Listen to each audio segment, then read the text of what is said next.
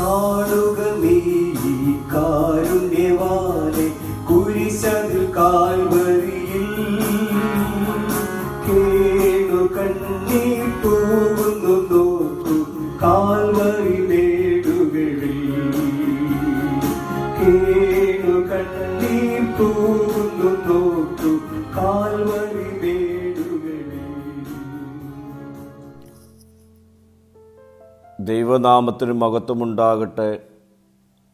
ഇന്നത്തെ പ്രഭാത ധ്യാനത്തിനായി വിശുദ്ധ യോഹന്നാന്റെ സുവിശേഷം 3-ാം അധ്യായം 1 മുതൽ 8 വരെയുള്ള വാക്യങ്ങൾ. ഇന്നത്തെ ചിന്ത ക്രിസ്തുവിൽ പുതു സൃഷ്ടി. ഒരു മതപണ്ഡിതനും പരീശനും ആയിരുന്ന നിക്കോദീമോസും യേശുവും തമ്മിലുള്ള സംഭാഷണമാണ് ഇന്നത്തെ ധ്യാന വിഷയം. യേശു നിക്കോദീമോസിനോട് പറയുന്നു, പുതുതായി ജനിക്കാതെ ദൈവരാജ്യം കാണുവാൻ കഴിയുകയില്ല. ഇത് ശാരീരിക ജനനമല്ല, ആത്മീയ ജനനമാണ്. നാം ആരാധനയിൽ പങ്കെടുക്കുന്നവരാകാം, ദൈവവചനം വായിക്കുന്നവരാകാം. എന്നാൽ ക്രിസ്തുവിൽ ഒരു പുതിയ ജീവിതം ലഭിക്കാതെ നാം ദൈവരാജ്യത്തിൽ പ്രവേശിക്കുകയില്ല. ക്രിസ്തു നമ്മിൽ വന്നാൽ നമ്മുടെ സമസ്ത മേഖലകളിൽ മാറ്റമുണ്ടാകും. പഴയ പാപജീവിതം മാറും, പുതിയ ഹൃദയം ലഭിക്കും, പുതിയ ചിന്തകളുണ്ടാകും, പുതിയ ലക്ഷ്യം നമ്മുടെ ജീവിതത്തിലുണ്ടാകും. അതുകൊണ്ട് ക്രിസ്തുവിൽ ഉള്ളവർ പുതിയ സൃഷ്ടിയാകുന്നു. തുടർന്ന് യേശു പറയുന്നു, വെള്ളത്താലും ആത്മാവിനാലും ജനിക്കാതെ ദൈവരാജ്യത്തിൽ പ്രവേശിക്കുകയില്ല. വെള്ളം മാനസാന്തരവും ശുദ്ധീകരണവും സൂചിപ്പിക്കുന്നു. ആത്മാവ് പരിശുദ്ധാത്മാവിൻ്റെ പ്രവർത്തനത്തെ കാണിക്കുന്നു.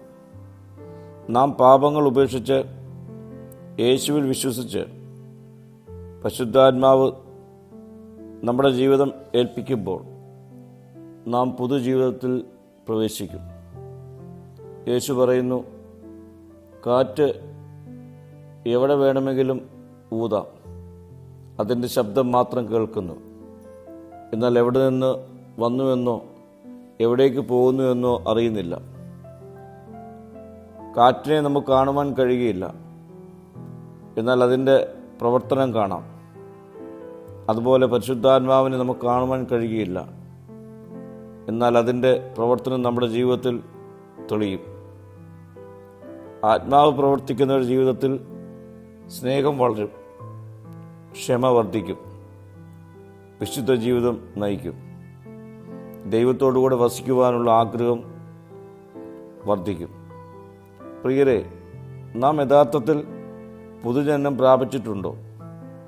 ഉണ്ടെങ്കിൽ നമ്മുടെ ജീവിതത്തിൽ പാപത്തെ നാം വെറുക്കും, ദൈവവചനത്തെ നാം സ്നേഹിക്കും, പ്രാർത്ഥനയിൽ നാം ആനന്ദം കണ്ടെത്തും, യേശുവിൻ്റെ സാക്ഷികളായി രൂപപ്പെടുകയും പഴയ മനുഷ്യനെ പൂർണ്ണമായി ഉപേക്ഷിക്കുകയും ചെയ്യും.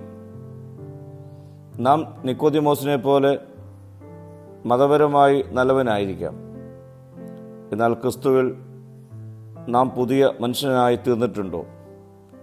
ഇല്ലെങ്കിൽ ഈ പ്രഭാതത്തിങ്കിൽ തന്നെ യേശുവിൻ്റെ അരികിലേക്ക് നമുക്ക് ഓടിയെത്താം. അവനോട് നമുക്ക് പറയാം, കർത്താവേ, എൻ്റെ പഴയ ജീവിതം ഉപേക്ഷിച്ച് എനിക്ക് പുതിയ ഹൃദയം തരയണമേ. പരിശുദ്ധാത്മാവിനാൽ എന്നെ ഒന്ന് നിറയ്ക്കണമേ. പ്രാർത്ഥിക്കാം.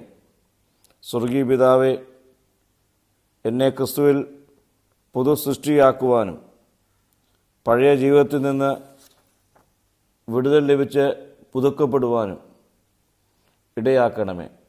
മഹത്വം നീ എടുക്കണം. യേശുവിൻ്റെ നാമത്തിൽ തന്നെ. ആമീൻ.